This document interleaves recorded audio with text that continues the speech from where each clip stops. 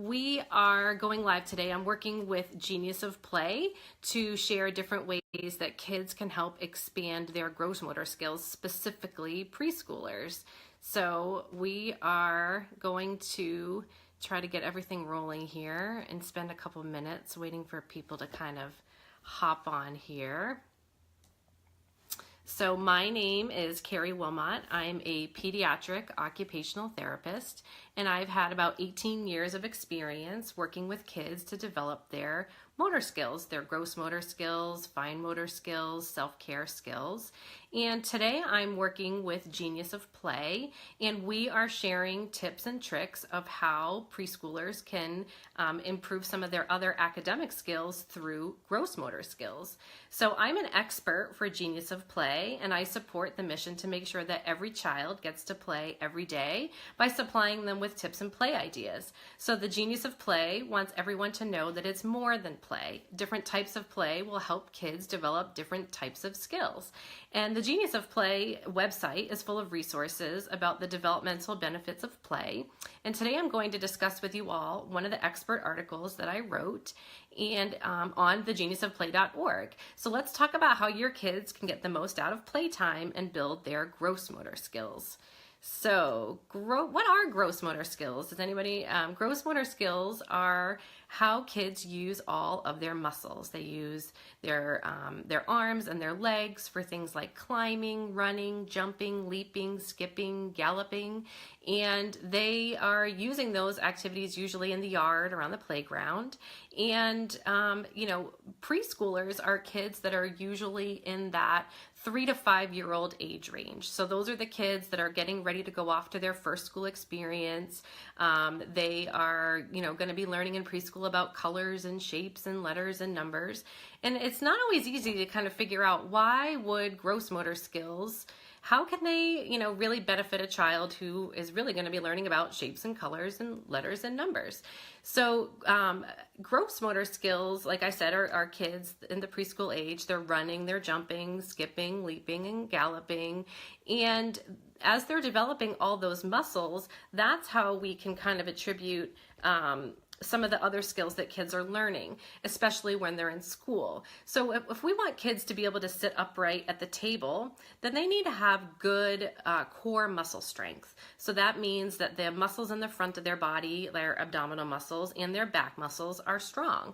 Because if they're not, then they might be slumping forward on the table. So through all of those activities, like the running and jumping and climbing, that is how they develop these core muscle skills that can actually help improve their sitting posture when they get to preschool. Another reason why gross motor skills are really important is that when kids are let's say they're at the playground and they're hanging from the monkey bars or they're climbing up the cargo nets and they're using their hands to climb up and down, they're actually, through that gross motor play, building all of the fine motor skills that are inside their hands just by holding on. And you think, okay, well, that's great. We want their hands to be strong. So why is it important for preschool? Well, in preschool, kids are learning how to hold their pencil, they're learning how to cut with scissors. They need to have good strength in their hands to do all of those academic things that they do in preschool, like color in the lines, cut out different shapes, so that when they head off to kindergarten, they know how to hold their pencil the right way, and eventually they're able to do things like start to form letters in their name, and eventually start to write their first and last name. And there's another reason why gross motor skills are important for preschoolers, and a lot of it is that, we know that it's important for kids to spend some time, disconnected from tech. We want them to play outside, be on the playground, and what we've kind of figured out over time is that as kids expend their energy and they're running around in the yard, they're doing some playing, it actually has some positive benefits for their attention span.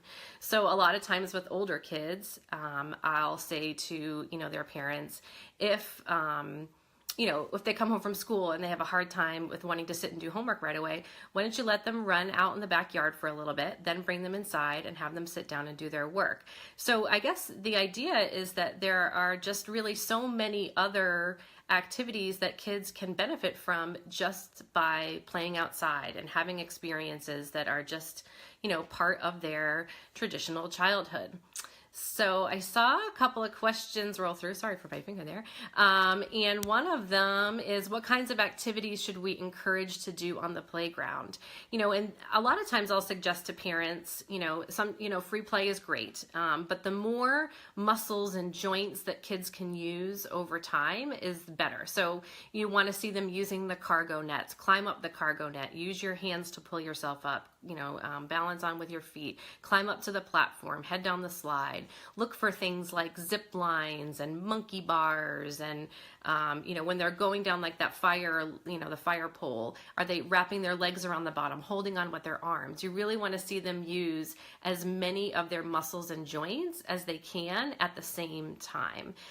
So another little tip for the playground, which is kind of fun too, is that, if some kids have a hard time kind of engaging in something and sticking with it. So developing an obstacle course at the playground is something fun to do too. So first, can you climb across the monkey bars, run across the suspension bridge, and then slide down the slide? And how many times can we do that before we hit 10 or 15 minutes? So the idea is that we also, not only do we want kids to have practice with these experiences, that we want them to be able to sustain them and do them for a long period of time. That's what builds their muscle strength and their endurance. And I saw another question kind of come in. Are there any specific toys and games that you would recommend for kids to improve their gross motor skills? And I think that's, there is no one specific toy or game. I think you can make any different you can improve gross motor skills through lots of different ways. And it doesn't have to be the one specific item that you bought that's going to make or break it. It's really how you play with it. So like, let's say you have bubbles in your garage or in your backyard. Instead of, to really have kids use their gross motor skills, don't just have them pop them with their finger. Have them, chase after them like they're a dog, or a bear crawling on their hands and feet. Or are they gonna roar and claw at them like they're a dinosaur? Sports equipment is great. Soccer balls, regular playground size balls, little basketball hoops, anything that basically just kind of gets kids remaining active. A lot of families have, with supervision, if you make just a trip to playground or some playground equipment in the backyard, or a little teeny tiny mini trampoline that they use with your so that they can, with your supervision, so that they can use their balance. Let's see, other games you can play. Anything in the backyard, hide and seek, follow me, Simon Says. Those are all just kind of typical activities that kids use, that don't even really need any different equipment. It's just something that they can kind of do for fun. So, all right, let's see here if anybody else has any other questions, or let's see what else we have here. Give us some hearts. Let us know you're here. Where are you from? How old are your kids? What are some of the activities that you guys like to do in your yard or in your neighborhood that help? I did see another question that somebody's interested to know about the rules of rules-based play versus free play, and what are the differences in skills learned. And I think that you need a good mix of that. Certainly a lot of kids, I kind of mentioned it before, some kids just, their learning styles that they need some direction. They want to be able to do things, but they just need a little bit of guidance. You certainly want to promote free play, but there are just some kids who need it. So, or maybe they just need it when you get there, just something to get them going. So maybe as you head to the playground, you think, oh, we'll do an obstacle course when we first get there. And then maybe we'll, as they kind of get into it, they transition into playing, you kind of back off and let them experience the different activities that they want on their own. So I think I like to see a happy medium of it, so that people are kind of getting, a little bit of both, so that, it's kind of working in both ways. I have another question that I saw. Any ideas for how grandparents can create gross motor skill games that we can play remotely with grandkids who don't live near us? I FaceTime with my granddaughter weekly, and I'm always looking for some way to play with her even though I'm not nearby? That is a great question. I mean, if you have technology, I think that, if you're FaceTiming, a lot of kids like to do exercises. That's a great way to play kind of Simon Says, or a lot of kids like to pretend to be animals. I use that a lot in my occupational therapy practice to help kind of improve their strength. I'll say, let's pretend to be a butterfly. Let's pretend to crawl like a bear. Why don't we do some yoga poses? Maybe we can try to push the wall over. There's all sorts of imaginative ways that kids can kind of spark their gross motor skills where, you still can be a little bit far away. And I'm, it's kind of a double-edged sword. We're talking about gross motor skills, but I am really thankful to technology to be able to kind of bring these experiences to you, and for, grandparents and kids to be able to kind of share in those experiences, even when they're not in the same place. So let's see if we have any more different questions that are coming in. Okay, Stephanie asks, as teachers or people that work with kids, what can we tell parents to do at home? That's another great question. I think, it's really just scheduling time. I can tell as I have the same issue as a parent myself. It's easy to kind of get lost in the day-to-day routine and to go from one activity to another, and to head home from work and really have a hard time kind of getting it into the day. The best thing that you can do is just really try to schedule it in there and make sure that you spend time, finding, it doesn't have to be hours. It can be 5 minutes that people are, just spending time and really, just participating. Don't get overwhelmed with feeling like you have to do it every day. Set aside 3 times per week and use your imagination. Again, find things that you already have. Do you have bubbles? Do they have ride-on toys? Or do they have scooters? Do they have bikes? Is there a ball game that they can play? Kick the soccer ball in the backyard. Or, even if it's not necessarily spending time to do outdoor play if the weather's not great, have the kids help with activities inside the house. Give them a broom and let them sweep. See if they can use all their muscles to cart the groceries inside from the car. Those are just some kind of everyday life activities where kids are using those same experiences and still building their gross motor skills. Okay, Tanya, who is the winner when we play games? Do I believe in competition, or should everyone be a winner, or is this age related? I think at the preschool age, it's really hard because the winning and losing thing is really tough, and a lot of kids struggle with that.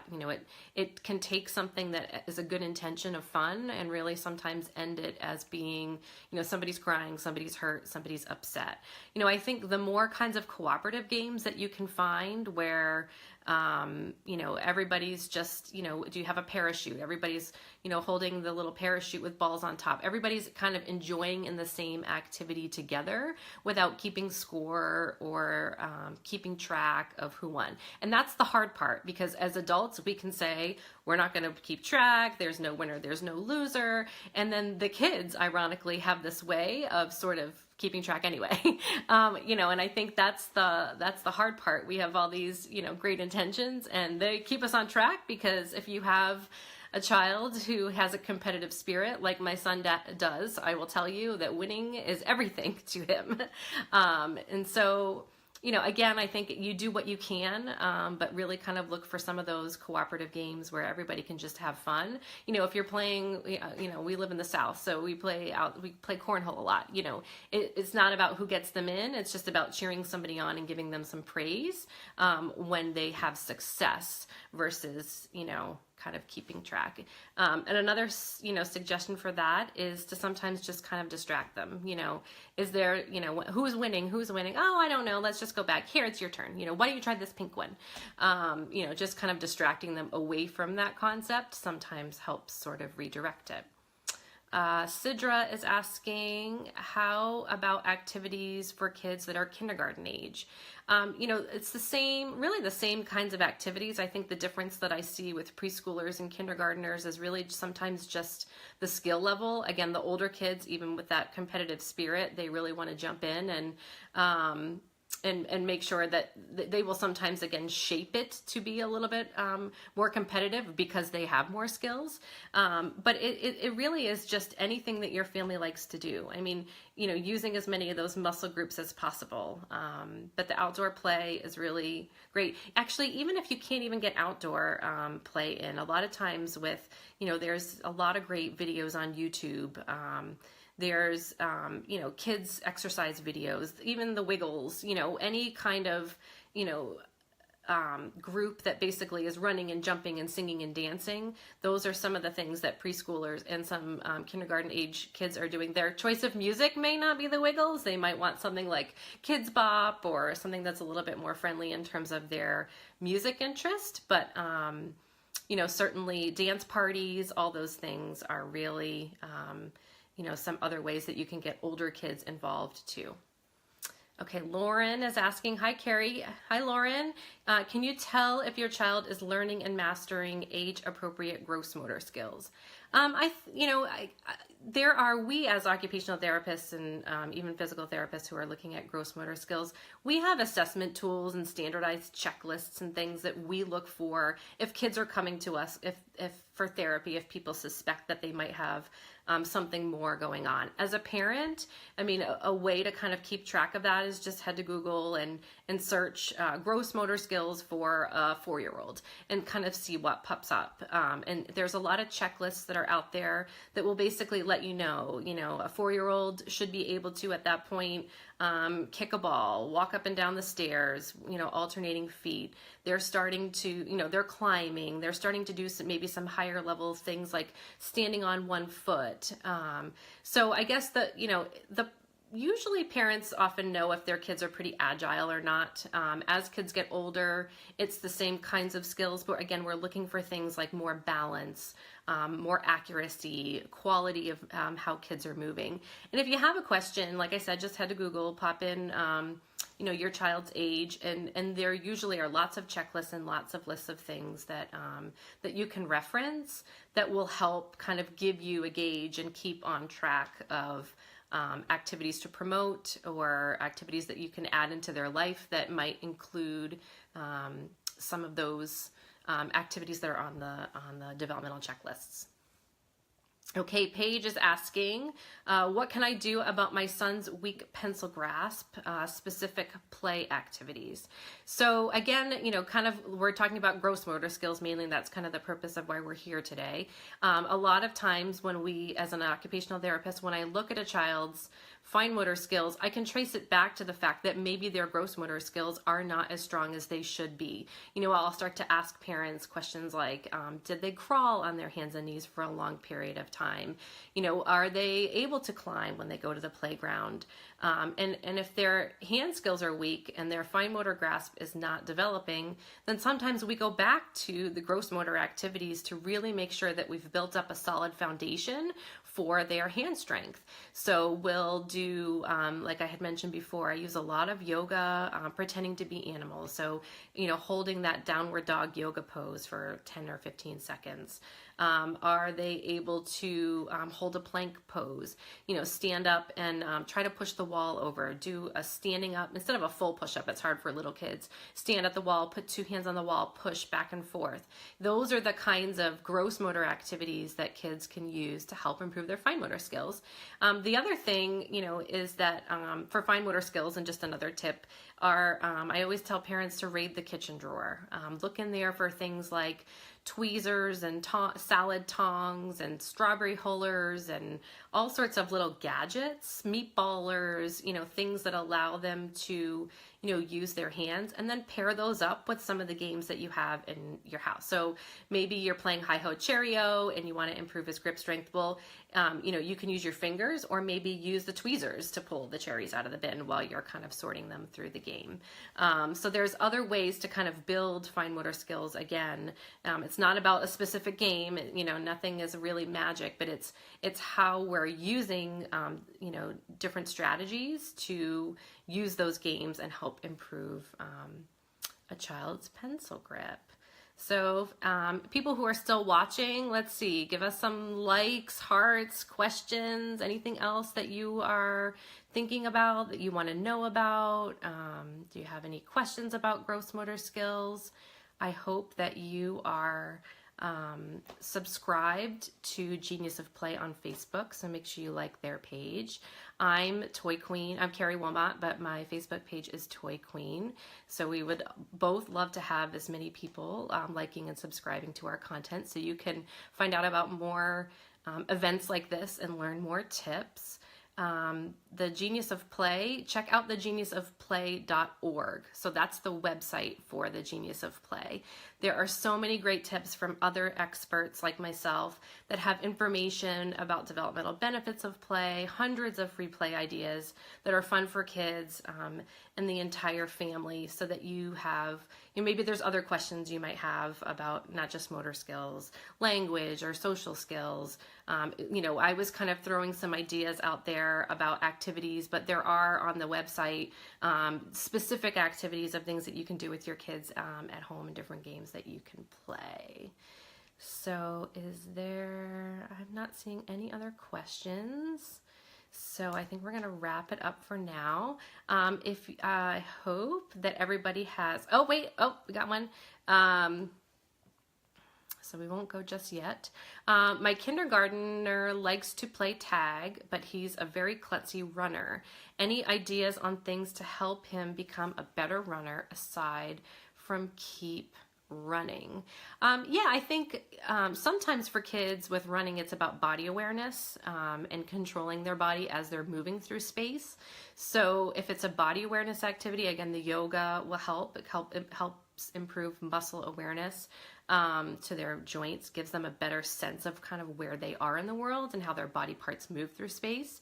I also recommend doing a lot of carrying, like lifting, and that's where I had mentioned before, bring in the groceries, use those muscles and joints so that you're giving kids a better awareness, and then that should overall help their body awareness, which sometimes eventually kind of trickles down into the quality of how they're running or how they're participating in gross motor skills and their overall coordination. All right. Let's see, anybody else have any other questions, comments, things they want to share, activities they like to do at home? Okay. All right. So again, this is Keri Wilmot, and thank you for joining us. Feel free again to check out the Genius. I thought we were done. They keep coming in. So I'm so glad, actually. I don't really want to end this chat. So I just saw one more roll through. Bear with me. Okay, Heather asks, my kids grab fly swatters and try to burst bubbles with the fly swatters and then have sword fights when the bubble solution runs out. I love that idea. That is I never would have ever thought of that, but that is awesome. That's a great idea. Thanks for sharing that, Heather. And Tanya says, I like to use spatial directions for coordination skills. Right. Actually, that's another thing that does actually make gross motor skills. That's a great suggestion, a little bit harder. So it's not just about like running and jumping and kind of aimlessly doing that.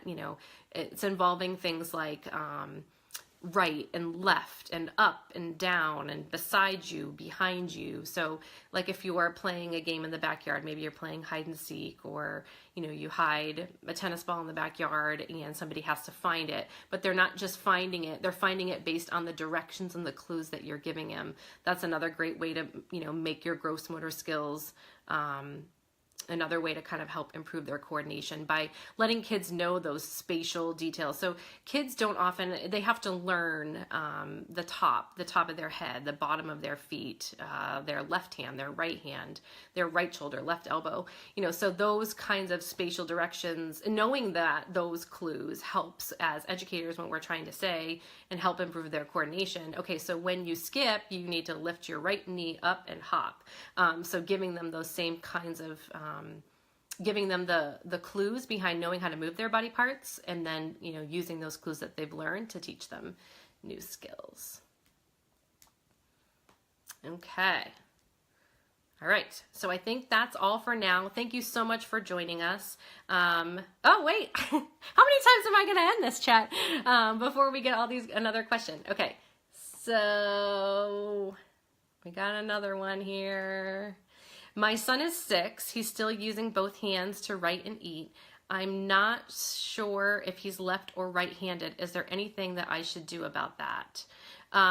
So it's usually, hand dominance is tricky. And usually some kids, we find out pretty early on, usually as they're hitting that preschool age, we know kind of what their hand preference is.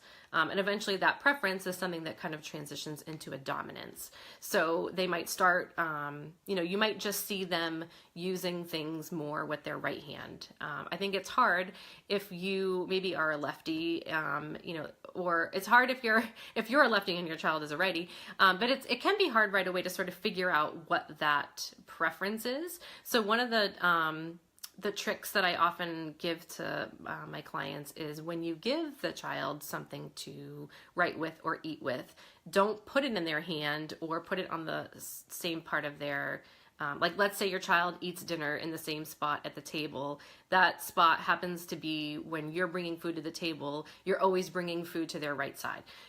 So therefore, a lot of times kids will reach with the hand that's the closest to what they're trying to get versus kind of if they're left-handed, they may not reach across their body to get it. It's closer to the right hand, so they'll use that.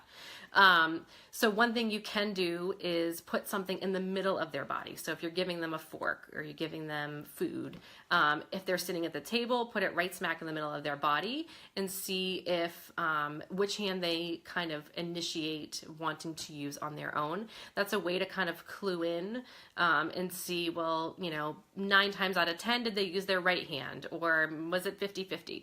That will kind of give you an idea of naturally, how kids are kind of reaching for that and what their hand dominance might be. Usually by 6, and that's the tricky part, because a lot of kids, when they hit kindergarten, and we're putting pencils and markers and stuff in children's hands earlier and earlier to write letters, and it can be stressful for a lot of kids and a lot of parents if they haven't quite developed that hand dominance yet, and now they're sort of focused to have to choose one because they're doing something all day long that requires them to have that preference. But hopefully that will give you some ideas. Becky is asking, are there play ideas for gross motor movement for a 12-month-old who is sitting up but not moving freely on their own? Yeah, some of the things that I like to do with younger kids is, you can, when you go to the park, have, you sit on the swing and put the baby on your lap. Or, if you have a little mini trampoline, one of those little tiny ones, not the huge outdoor ones, one of the little tiny baby ones, and you have the baby sit on the little mini trampoline, and then you kind of bounce them up and down. That's another way for them to get movement and gross motor skills. Yoga balls, therapy balls, but we call them therapy balls. They're really yoga balls. You can now thankfully get them in pretty much any department store, or even just a larger size playground ball.